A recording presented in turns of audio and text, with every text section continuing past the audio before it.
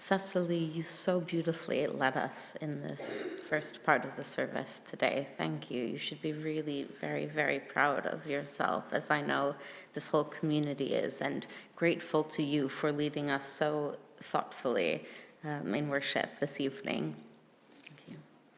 So this week we will be celebrating Shavuot, one of our most profound and meaningful festivals. For those who need a bit of a refresher or who might not know about this festival, Shavuot marks the giving of the Torah at Mount Sinai, a pivotal moment in our history that occurred 7 weeks after the Exodus from Egypt.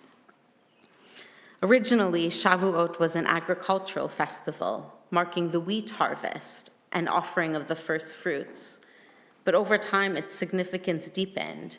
Our sages, in their wisdom, connected this festival to the seminal event of receiving the Torah. Just as we offer the first fruits to God, showing our gratitude for the first's bounty, we also express our profound thanks for the spiritual harvest, the Torah, our tree of life. Imagine our ancestors standing at the foot of Mount Sinai, a mixed multitude of individuals who had just escaped slavery.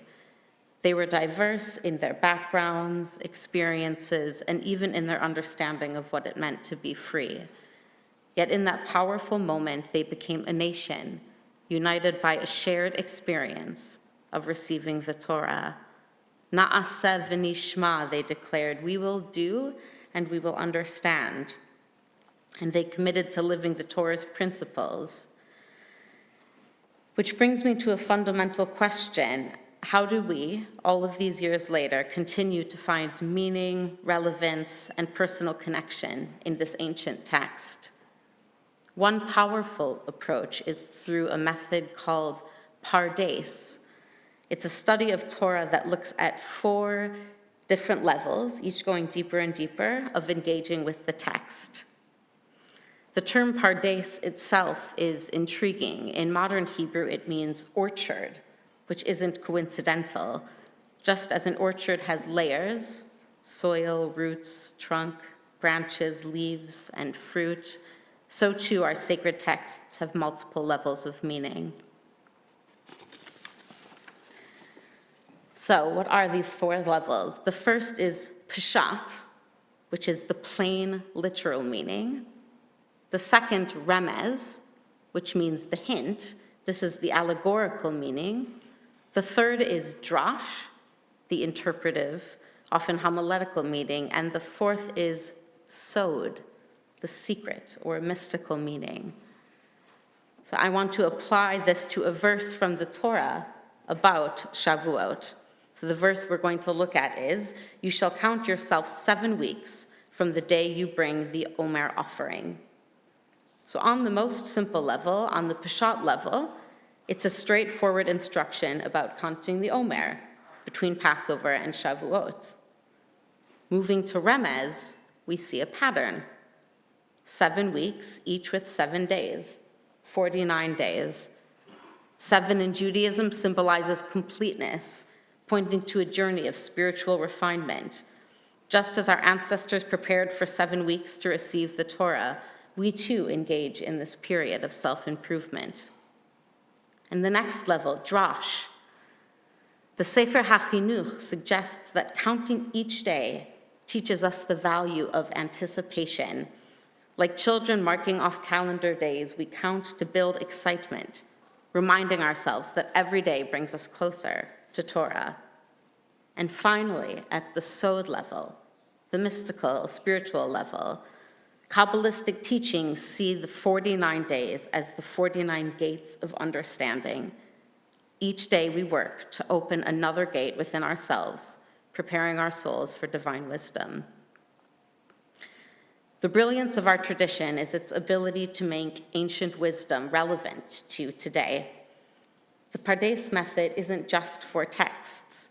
It's a tool for understanding also our own lives and those around us. So I want to try something a bit different tonight than we usually do and engage in a Pardes-themed, just maybe 2-minute long guided meditation. So if I can ask you to start by closing your eyes if you'd like to, and take a deep breath. As you take another one, let go of any tension and invite in calm. Now bring to mind a recent experience. That's sort of one you keep returning to in your mind. It can be joyful, challenging, or puzzling. So let's start at the Peshat's level. Imagine you're watching this experience as a movie. What are the objective facts? Who was there? What was said or done? No judgments, just observations.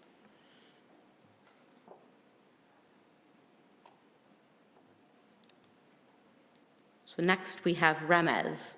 Widen your view a bit. How does this event fit into the patterns of your life?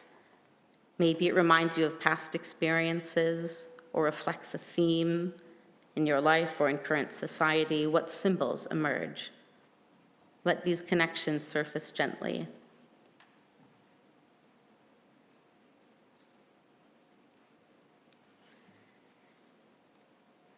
Now think on the drosh level. If a close friend shared this experience, what advice might you offer? Or if this were a story in a book, what lessons would you draw? Consider multiple perspectives, a family member's view, a colleague's, a friend's. Let these interpretations coexist at once.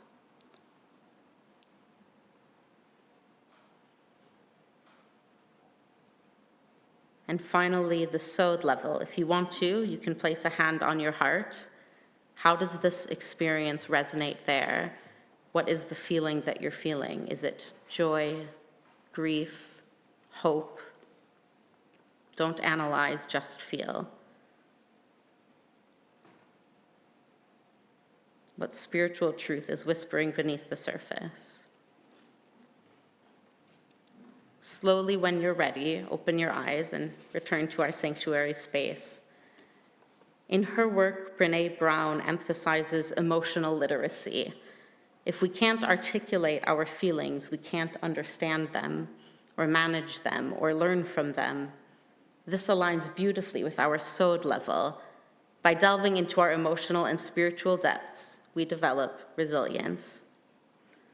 But if we were to take this one step further, the Pardes method isn't just for understanding texts or our own experiences. It's a profound tool for deepening our relationship with others. Have you ever been in a conversation where someone's response seemed out of sync with the moment?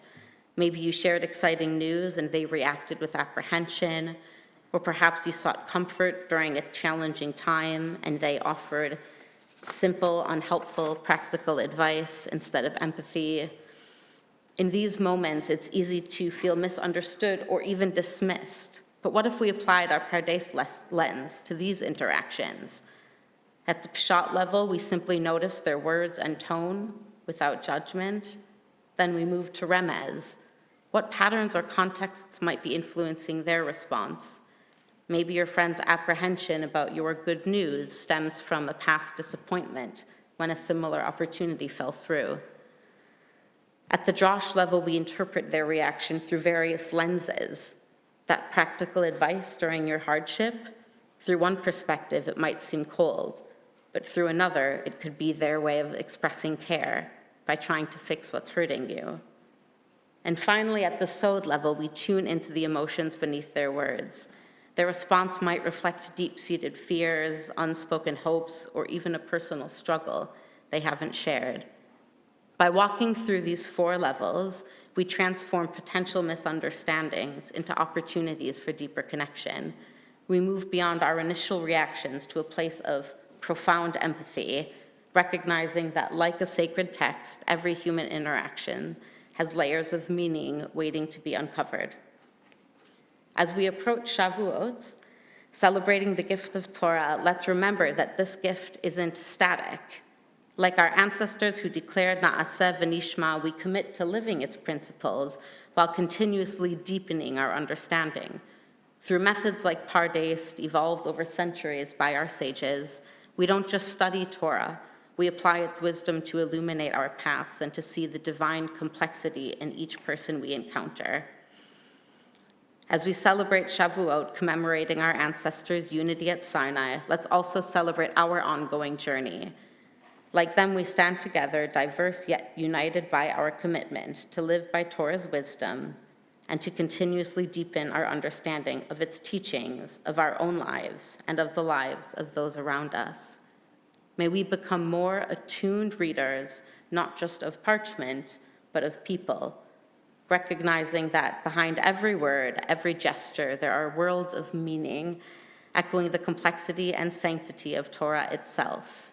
And in doing so, we'll create a community where empathy flows as freely as our ancestors' declaration, Na'aseh v'nishma, binding us together in deeper understanding. Shabbat Shalom.